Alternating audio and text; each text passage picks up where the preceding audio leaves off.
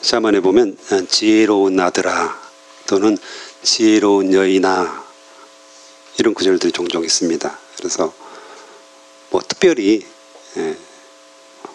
아들에게, 특별히 여인에게 구체적으로 표현한 건 아니지만 그래도 어느 정도 구분은 되어 있는 것 같은데, 잠언 14장 1절 같은 경우 보면 지혜로운 여인은 자기 집을 세우되 미련한 여인은 자기 손으로 그것을 허느니라. 그래서 아내가 중요하다는 거죠.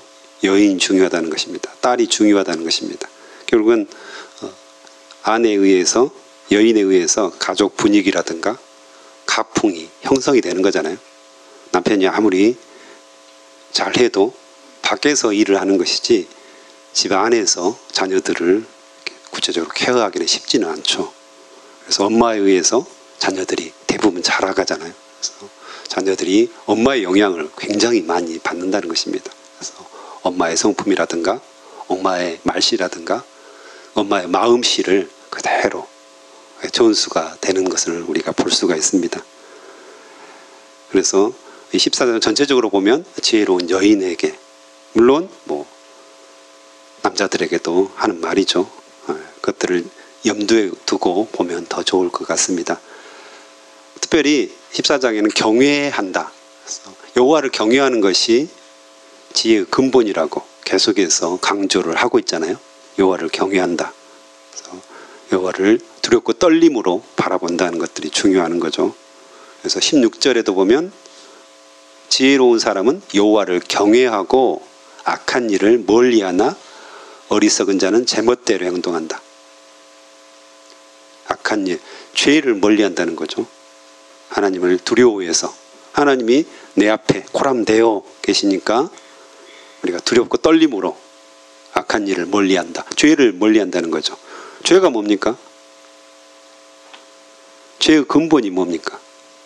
왜 죄라고 하죠? 성경에서는 물론 여러 가지 죄들을 이야기하지만 죄의 근본적인 뿌리가 있다고 말합니다. 그것이 바로 오늘 제멋대로 행동한다. 즉 하나님의 뜻대로 행하지 않는 내 마음대로 행하는 것이 죄라고 말합니다. 그래서 우리가 짓는 대부분의 죄, 모든 죄를 포함하는데요. 실제로 내 마음대로 하는 거죠. 내 마음대로 짓는 겁니다. 제멋대로 행동하는 거죠. 그래서 여호와를 경외하라 말씀하시고요. 26절에도 보면 여호와를 경외하는 사람은 견고한 요새를 가진 자며 그 후손도 그로 인해 피난처를 얻는다. 여호와를 경외하는 것이 생명의 셈이니 사람을 사망의 올무에서 건진다. 여기서는 여호와를 경외하면 피난처를 얻고 생명을 얻는다고 말씀을 하십니다. 특별히 지혜를 통해서 우리가 생명나무, 생명샘 이것을 경험하게 될 거라고 계속해서 잠언은 강조를 하고 있습니다. 즉 예수 그리스도를 모심으로, 우리 안에 모심으로 우리가 하나님을 경외하고 지혜를 얻게 되는 거잖아요. 예수님 자체가 지혜니까요.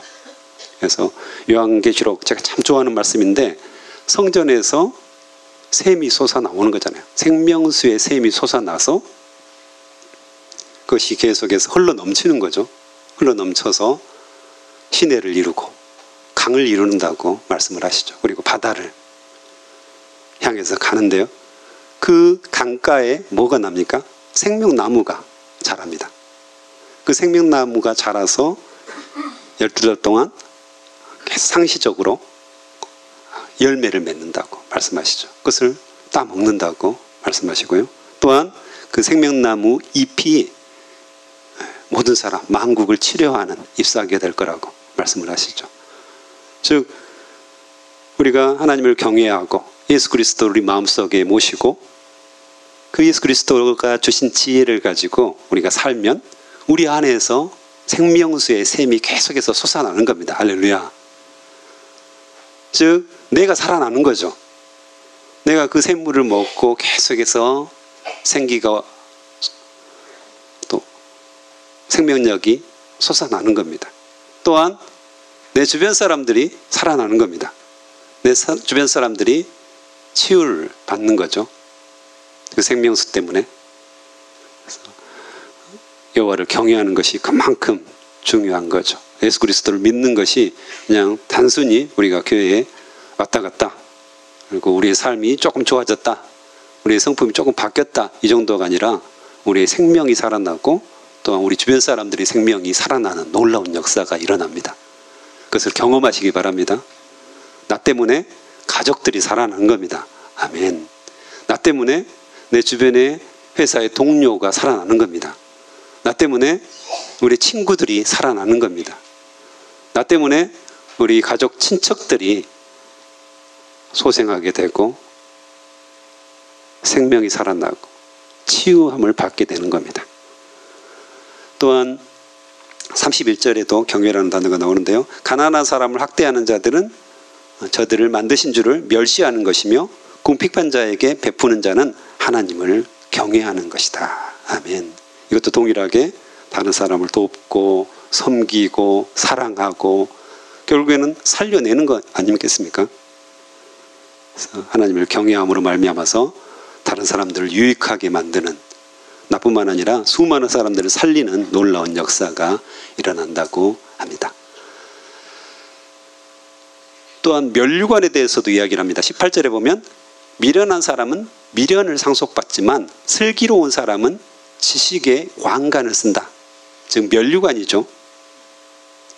24절에도 지혜로운 자가 쓸 면류관은 자기의 지혜이지만 미련한 사람이 쓸 화관은 자기의 미련이다. 여러분 이미 면류관을 받으실 존재들입니다. 할렐루야.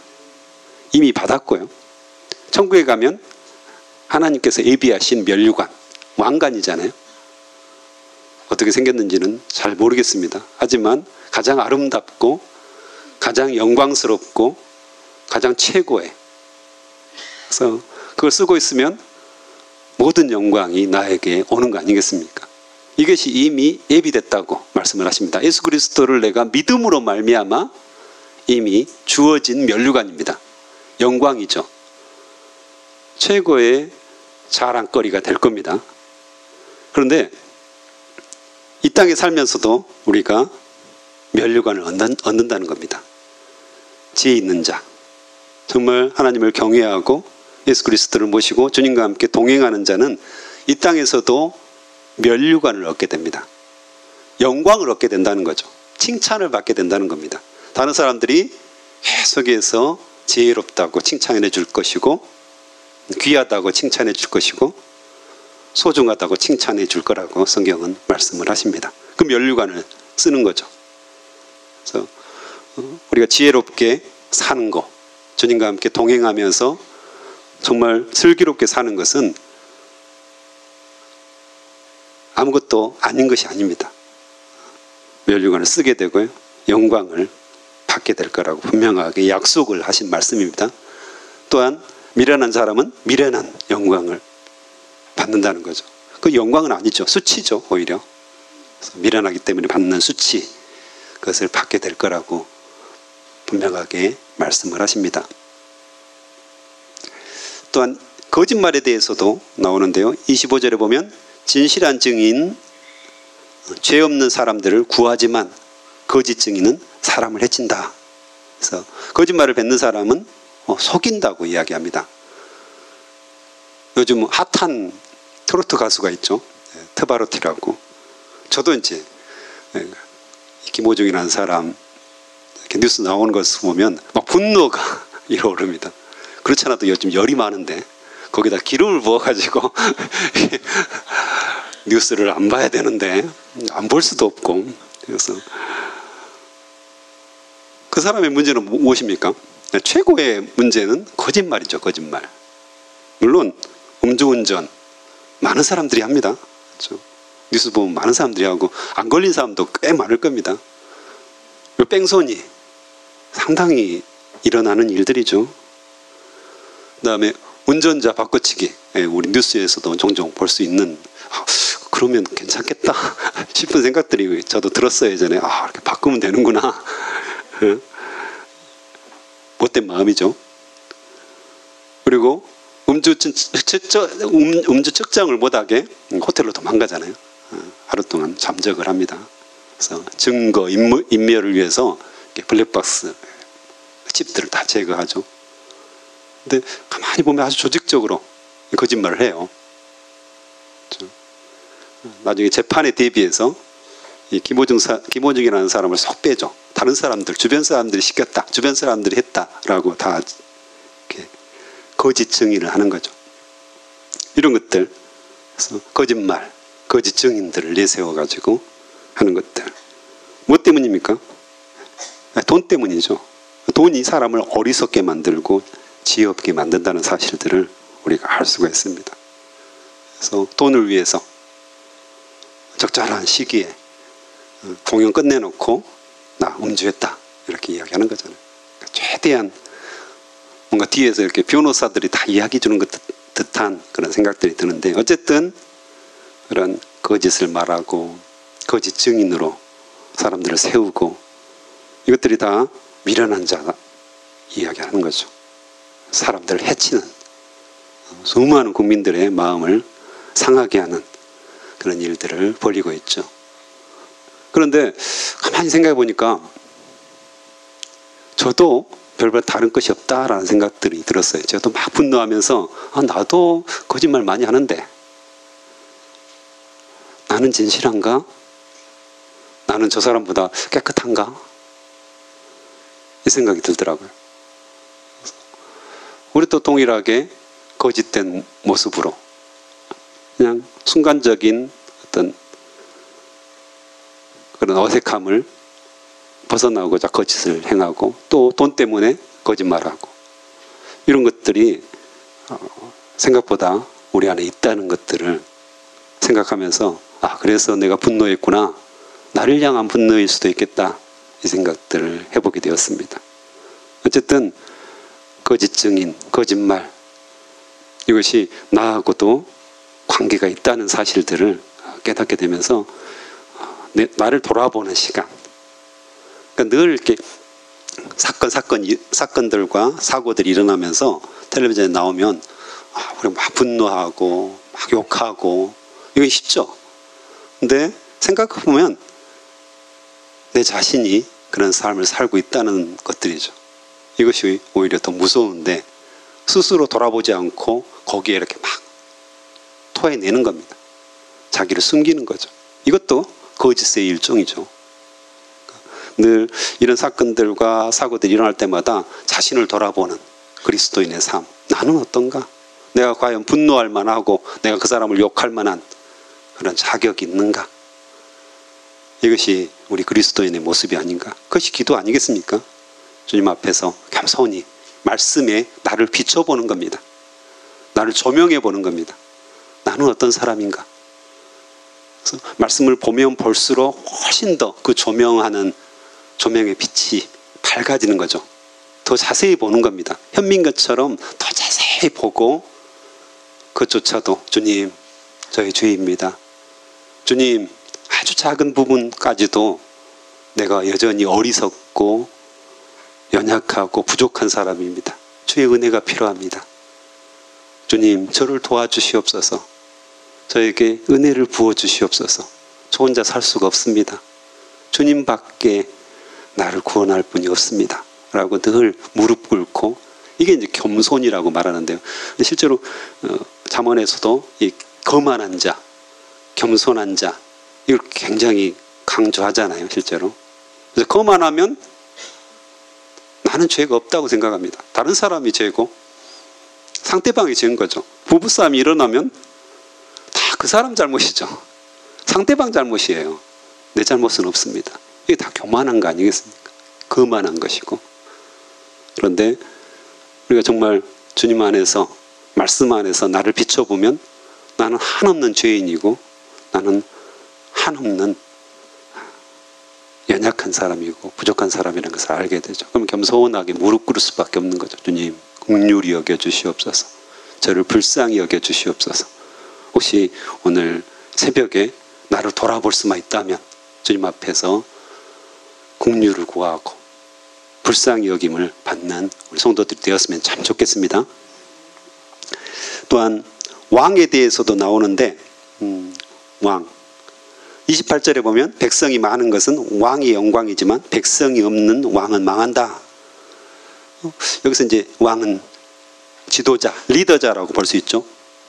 그래서 추종자들, 지지하고 따르는 사람들이 많으면 지도자는 영광이 된다는 것입니다. 그래서 사람들이 따라줘야죠. 지도자죠. 그렇죠. 자기 혼자서 나는 리더야, 나는 왕이다 이렇게 말해봤자 아무 의미가 없는 거잖아요. 나를 지지해주는 사람, 나를 따라주는 사람, 나를 믿어주는 사람, 나를 신뢰하는 사람들이 있어야 되는 거죠. 어쩌면 제자 반 리더, 제자죠, 제자. 예수 그리스도의 제자의 중요한 것 중에 하나죠. 그래서 지지하고 따르는 사람들이 있어야 된다는 거죠. 그만큼 그 사람들을 섬기고 사랑해야 된다는 의미가 있습니다. 그냥 우리는 제자반에서 그냥 모이는 그 자체로 끝나는 게 아닙니다. 매주마다 성경 공부하는 정도로 오늘 몇 장 몇 절 어땠습니까? 좋았습니다. 그렇습니까? 이 정도가 아니죠. 제자반 리더는 마땅히 제자반원들을 깊이 사랑하고 섬기고 그들의 필요에 민감하고 정말 내 목숨을 다해서 그 영혼을 키우고자 하는 양육하고자 하는 마음이 있어야 된다는 거죠. 굉장히 중요합니다. 나는 제자반 리더가 아닌데요. 그러면 저는 상관없습니까? 아니죠. 성경은 우리에게 제자가 되라고 말씀하십니다. 우리의 궁극적인 삶의 목표, 목적은 예수 그리스도의 제자가 되는 것입니다. 그 말은 나를 세울 뿐만 아니라 다른 사람을 양육하고 다른 사람을 세우는. 그래서 내가 제자반원이라면 마땅히 기도해야 할 제목이 생긴 겁니다. 주님, 저를 제자반 리더로 세워주시옵소서. 그리고 제자반 리더들은 우리 제자반원들이 다 제자반 리더가 되게 해주십시오. 그래서 다른 사람을 키우고 양육하고 다른 사람들을 살리는, 그래서 영광을 얻는, 할렐루야, 하나님의 영광을 얻습니다. 제자반 리더는 하나님의 영광을 얻습니다. 예수님의 제자는 하나님의 영광을 받게 되어 있습니다. 그래서 여러분들이 그런 영광을 누리시기 바랍니다. 물론 우리가 교회에 오고 예수 그리스도를 믿음으로 말미암아 면류관을 얻습니다. 그건 분명한 사실입니다. 하지만 예수님의 명령을 따라서 우리의 사명을 따라서 살면, 예수 그리스도의 제자로 제자 낳는 제자의 삶을 살면 그 영광이 훨씬 크다고 성경은 분명하게 약속을 하십니다. 그래서 여러분들의 제자가 많아졌으면 좋겠습니다. 지금보다 훨씬 많아졌으면 좋겠습니다. 제자반 리더들도 지금 몇 명 이 정도에 만족하지 않고 내가 평생 100명 정도는 제자로 낳고 가야지, 늙어 죽을 때까지 내가 제자반 리더가 될 거야, 그런 결단들을 내리셨으면 좋겠습니다. 하나님께서 기뻐하시는 일이에요. 그 결단만 보시고도 그러냐, 내 딸아, 내 아들아, 네가 참 내 제자구나, 기뻐하실 거라고 저는 확신합니다. 그래서 마지막으로 34절에 보면 의로운 사람들은 자기 나라를 번창하게 하지만 죄는 백성을 부끄럽게 만든다. 의로운 사람, 우리가 어떤 공동체, 또 이 나라에 살면서 이 땅이 번성하게 되고 공동체가 번성하게 된다는 겁니다. 내가 가는 곳곳마다 살아나는 겁니다. 이것이 영광 아니겠습니까? 그래서 내가 이 땅에 살기 때문에 이 땅이 평화로워지고 좀 더 잘 살게 되고 거짓이 물러나고 죄악들이 좀 더 적어진다면 그것이 하나님께서 기뻐하시는 일이라고 말씀하십니다. 통일 문제도 역시 마찬가지입니다. 우리가 늘 기도해야 됩니다. 북한의 그 어려운 백성들, 한 명의 리더자, 그 한 가문의 리더자들 때문에 수많은 백성들이 굶어 죽고 자유를 빼앗기고 믿음을 갖지 못하고 악한 것이죠. 사탄이 붙잡고 있는 겁니다. 그래서 단순히 통일되면 우리 경제적으로 어려워질 거야, 또 경제적으로 좋아질 거야, 이런 문제가 아니라 하나님의 나라의 관점에서 우리가 이 땅에 살고 있기 때문에 하나님이 우리에게 주신 사명입니다. 통일을 위해서 기도해야 되는 것이죠. 정말 하나님께서 해방을 주시옵소서, 자유를 주시옵소서, 북한 땅에도 정말 하나님의 나라가 임하게 도와주시옵소서. 마땅히 그리스도인들은 기도해야 됩니다. 근데 사단이 어떻게 합니까? 자꾸 나 좁힙니다. 우리 기도 제목을 너무 좁혀버려가지고 여기 앉아서 20분 30분 기도하면서 자기 기도하다가 끝나는 경우가 너무 많습니다. 저도 역시 마찬가지인데요. 사단이 우리를 막는 겁니다. 세계로 뻗어가는 거죠. 정말 하나님이 원하시는 것은 우리가 여기서 세계를 경영하는 것입니다. 할렐루야. 여러분의 기도가 세계를 경영할 수 있습니다. 러시아 우크라이나 전쟁을 멈출 수 있고요. 북한 땅이 하나님의 나라로 변화될 수 있는 그 기도가 여기서 터져 나와야 된다는 거죠. 너무 자기만을 위한 기도, 우리 가족을 위한 기도 중요하죠. 네, 오늘 한 단계 좀 넓혀지는 기도가 있었으면 좋겠습니다.